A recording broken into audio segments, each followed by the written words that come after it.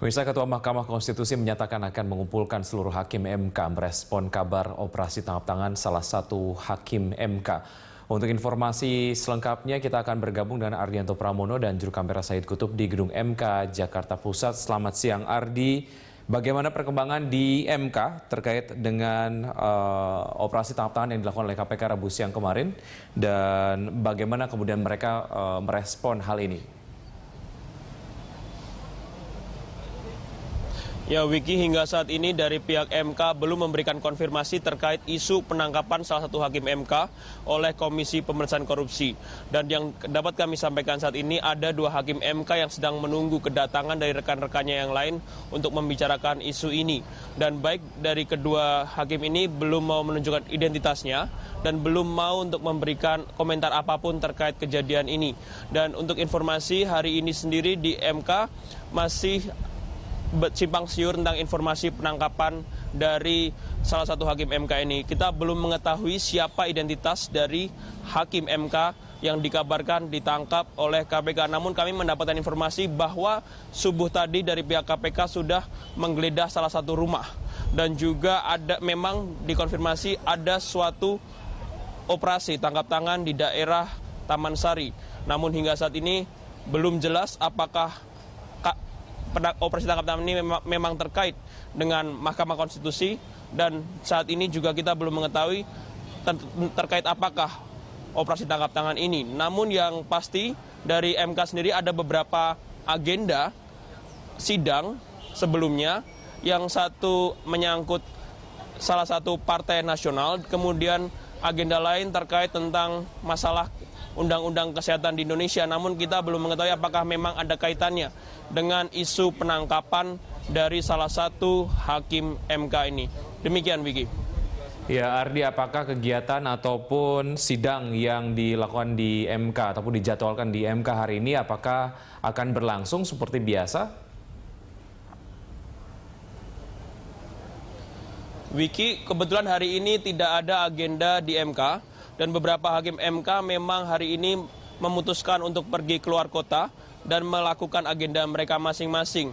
Misalnya saja Ketua MK Arief Hidayat saat ini berada di Semarang untuk mengisi ataupun menjadi pembicara di suatu seminar. Lalu kami juga mendapatkan informasi bahwa ada hakim MK lain yang menjadi pembicara di daerah Depok, namun hingga saat ini beliau belum datang ke acara tersebut.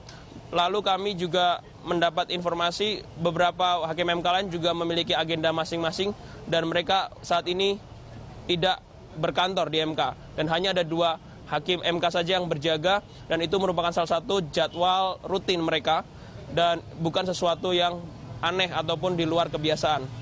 Demikian, Vicky. Ya, Ardi, jika salah satu hakim MK terjerat sebuah kasus hukum, seperti apa prosedur ataupun seperti apa sikap dari MK sendiri terhadap hakim tersebut? Mungkin Anda bisa memberikan informasi terkait dengan hal ini. Wiki, untuk kasus MK sendiri adalah salah satu kasus yang luar biasa. Oleh karena itu pun penanganannya dilakukan secara berbeda dengan kasus-kasus hukum kebanyakan. Jika kita berkaca pada kasus yang menimpa Akil Mokhtar yang merupakan mantan ketua MK yang ditangkap karena menerima suap pada beberapa tahun yang lalu, ketika itu dari pihak MK membentuk majelis kehormatan dari Mahkamah Konstitusi yang merupakan salah satu badan extraordinary daripada MK itu sendiri. Dan dari majelis kehormatan ini mereka kemudian memproses kasus hukum dari Akil Mokhtar dan setelah itu baru menentukan sikap. Setelah Akil Mokhtar terbukti menerima suap di pengadilan dan juga Akil Mokhtar mendapatkan hukuman seumur hidup, maka dari majelis kehormatan kemudian memutuskan untuk memberhentikan Akil Mokhtar. Jika melihat pengalaman sebelumnya, maka kemungkinan besar hakim MK yang diduga kuat terlibat dalam operasi suap ini akan mendapatkan perlakuan yang sama juga ketika dia sudah terbukti bersalah. Namun jika dia belum terbukti bersalah, maka statusnya adalah dinonaktifkan terlebih dahulu dan kemudian baru setelah itu mengikuti proses pengadilan dan diputuskan oleh majelis kehormatan yang nantinya akan dibentuk untuk menyelesaikan permasalahan ini. Demikian Vicky yang dapat saya sampaikan langsung dari Gedung Mahkamah Konstitusi di Jakarta. Kita kembali bersama Vicky Adrian di studio. Baik Ardi, terima kasih atas informasinya dan kami tunggu informasi terupdate terkait dengan respon dari MK sendiri terkait dengan operasi tangkap tangan yang dilakukan oleh KPK Rabu siang. Terima kasih Ardianti Pramono melaporkan langsung dari gedung MK.